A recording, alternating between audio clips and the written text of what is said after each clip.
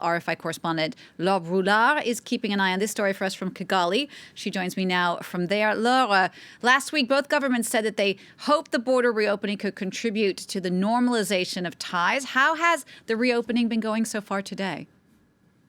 Well, the Gatuna border post, which is the main border post between the two countries, has officially reopened at midnight last night, following, you said it, a press release from the Rwandese Ministry of Foreign Affairs last week.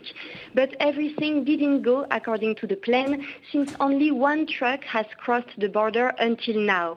For people on foot, the situation remains unclear. The crossings seem very limited for now. During a brief press conference on the Ugandan side this morning, officials said that the opening of the border is mainly for the transport of cargo and advised against non-essential travel with no more details.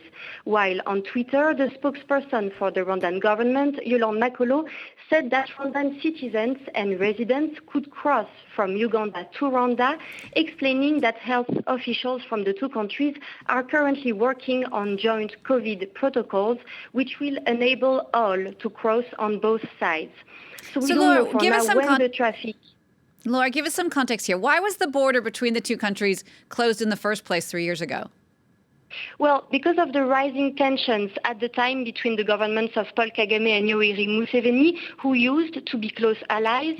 But for years now, Kigali has been accusing Kampala of harassing its citizens living in Uganda and of supporting rebel groups. And Kampala was accusing Kigali of espionage. In the last 2 years, a regional mediation process had failed to reconcile the two neighbors.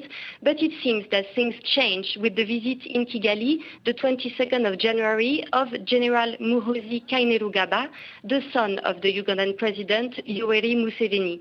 He met with President Paul Kagame and they agreed to work on different issues.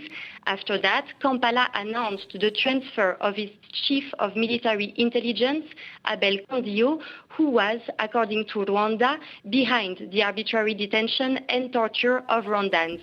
And Kigali then presented the reopening of the border as an act of good faith to mend the relationship, but added that all the issues are not solved yet. Okay, Laura, thanks for that. Laure Brulard reporting from Kigali.